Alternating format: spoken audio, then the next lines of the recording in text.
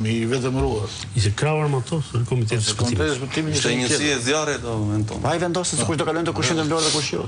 Imagjino pse në dhe frok qumin që lëpirja atyre në afro. Komiteti shpëtimit kishin drejtimin politik dhe kraun armatos. Të gjitha komiteti shpëtimit. Pra kishin një përfaqësues politik dhe kishin shpëtimit kishte një përfaqësues politik. Krau armatos nuk thuaj, nuk ishte I lishëm. Nuk çdo komitet shpëtimi në Shqipëri, se kemi qenë punë atëherë, kur shkonim, e dinim kishin krahun armatos. Po thënë që Zani nuk e kontrollonte situatën, por nuk ishte që përcaktësia thashë, nuk ishte pjesë zyrtare e kompozimit. Dakor. Takoi me Prodin si ambasador I Vlorës. Po, priste Prodin Vlorë. Kjo ishte edhe më shumë se kaq. Jo, ata e kërkonte qeveria e kohës. E kishte kërkuar qeveria, çfarë bëte? Sigurisht situata e këtij njeriu që po ata ishin më të ndershëm ata të manifestatës ka mura aq keq nga autokracia, nga autokratizmi, jo nga aristokracia. Nga autokratizmi, sa I duket sa shkon deri në Gjermani. Gjen një konferencë rreth dorës 7. Që nuk e va njeri. Dhe u mëson gjermanëve çfarë është teknologjia. Çfarë është algoritmi. Po mëson të jepën leksione aty. Në Gjermani, thot, me kryeministrin, me të mëdha, të vogla të landit filan. Se duke sigurisht taku me Merz. Po, është landë ty që dikush ka sponsorizuar. Një krye plak fshate. Dhe aty fillon të jep leksione për teknologjinë e lartë. Dhe ata e dorëtokasin. Ata qeshin. Pasi u jep leksione se si teknologjia që vendi me më I pazhvilluar teknologjinë në Ballkan në Shqipëria me gjitha statistikat. Në Europë. Në Ballkan, se në Europë nuk zhvillohet, po flasim për Ballkan, U jep me Gjerman. U jep me Gjerman, vetëm më zhvilluar. E kupton? Pastaj shkon si me të njëjtën logjik të zhvillimit të teknologjisë është dhe korrupsioni. Vendi më I korruptuar në Ballkan dhe në Europë, I jep vendi më të zhvilluar në Ballkanet dhe Europës mund se si duhet të luftoj korrupsionin. Shkon gjua ku dhe pasi bën këtë.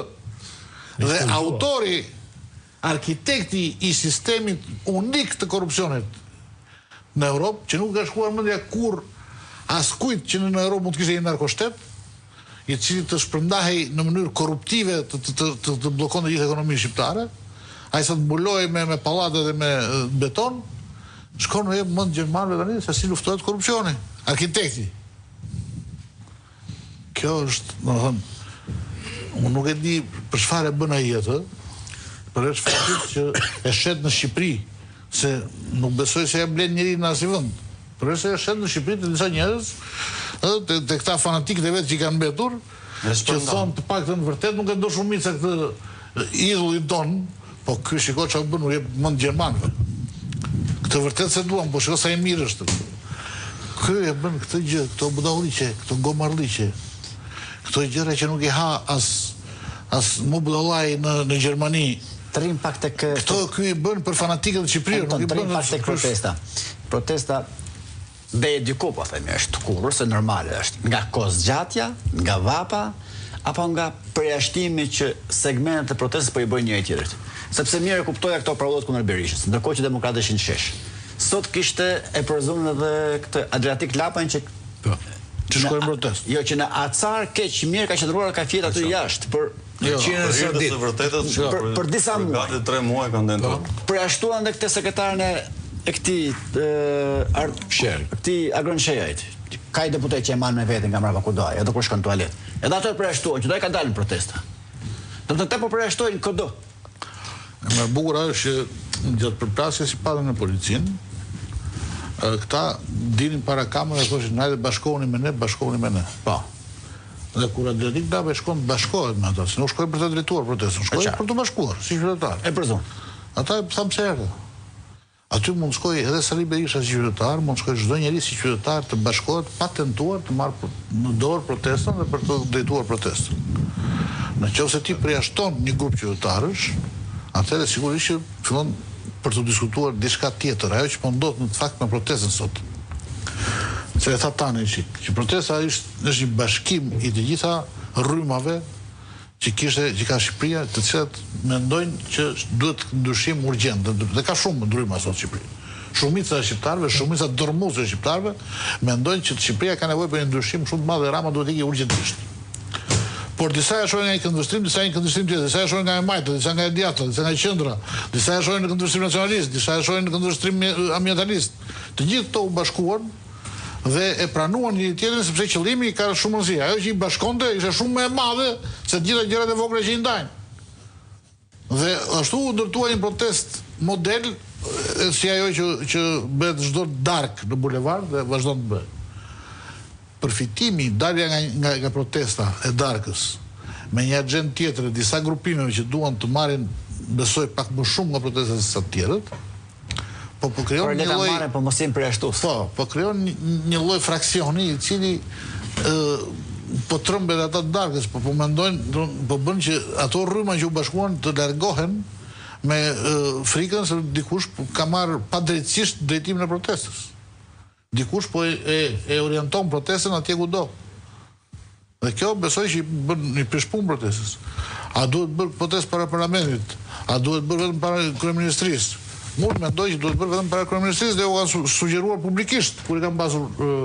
Por nuk më takon mua edhe askujt tjetër përveç se atyre për ta vendosur, por ata duhet ta vendosin ashtu siç kanë marrë vendimet e mëpashme në një kohezion të plotë, me konsensus. Vendimet që marrin duhet i vendosin bashk dhe të jenë gjithmonë bashk. Dhe nëse ata do kishin dalë me një vendim konsensual përpara parlamentit, aq sa janë në bulevard, aq sa bëhen në bulevard, besoj që llogaritë do ishin ndryshe sot. Kështu që çdo tentativë e ndonjë grupimi që në emrin e protestës, duke marrë brendin e protestës, që është një brendi më i lakmuar sot, që duan ta marrin të gjithë, dhe ta përdorin për këtë për të përfituar personalisht, për mua është atentat ndaj protestës, është dëmb që i bëhet protestës. E dyta është që ajo dhuna, që thonë këta që dhuna i largon. Nuk ka dhunë në protestë. Veza nuk është dhunë. E para një dhunë, përplasja e policinë nuk është dhunë në protestë. Ti ke dalë kundër një pale, që është qeveria, e cila mbrohet si çdo qeveri e korruptuar dhe antipopullore nëpërmjet dhunës, nëpërmjet policisë, e cila dhunon. Dhe pse është dhuna? Jo përplasje mes protestuesve dhe policisë, por përdorimi i mjeteve ekstra kundër protestuesve apo kundër palës tjetër që ata nuk përdorin, përdor policia, gazot qiellës, ujë me piper etj. Dhe përdorimi dhe ajo keqtrajtimi i të tjerëve që nuk kanë fare pjesë aty. Ai hedh tymin gazin do qiellës aty dhe një popullat që është krejt indiferente ose nuk është fare pjesë e protestës, dëmtohet. Kjo është dhunë. Dhunë është ajo që bën policia. Dhunë është ajo që ti 7 policë të rrëmbejnë një qytetar, ta rrahin, ta godasin, ta fusin furgon, sigur më keqë baktit. Kjo është dhunë. Shkelja e hapur e ligjit, jo një përplasje që është normale në protestë. Kështu që nuk ka protestë të dhunshme, akoma nuk ka filluar dhunë. Ka pas përplasje fizike, po, ka pas përplasje fizike në 2 raste. Policia dhe të gjitha mjetet represive që përdor qeveria kanë ushtruar dhunë të palishme ndaj atyre që janë protestues, por dhe atyre që nuk janë protestues, prandaj popullatës. Dhe këtu është problemi që kemi ne, nuk është të dhuna e protestës. Prandaj nuk largohet njeri për shkak të përplasjes. Ata që largohen se e shohin veten që dikush mund ta keq përdor brendin e protestës për interesa që nuk janë tyre. Ose për interesat vetat për të fituar vetë një lloj pushteti që nuk duhet ta marrin. Pash dje në seancën raportues që kishte për krimen zgjedhore kreu i SPAK-ut, një kërcënim që Ulësi Manja i bënte një deputet të opozitës. Ivi Kasës. I vetëm aq, po moment që e marrin kamerat, i shtrëngon të dhëmbë. Dhe i bënte këto shenjat që Ulësi ishte bë trim. Ishte bë trim gjithë sepse kishte kryen e SPAK-ut aty. Edhe ky rrin desh shikonte. Do të thonë se Ulësiu trim. Gjithsesi, kjo është protesta që në fakt mbështet më shumë se kush do deri sot SPAK-un. Në të kundërt, SPAK-u mbështet më fort se kush do Ramën. E solla këtë episod nga dje për të pasur sa rahat dhe komod ndjen socialistët kur kanë SPAK-un në krah. Ata që kanë bërë krimet dhe që populli ka dalë kundër tyre.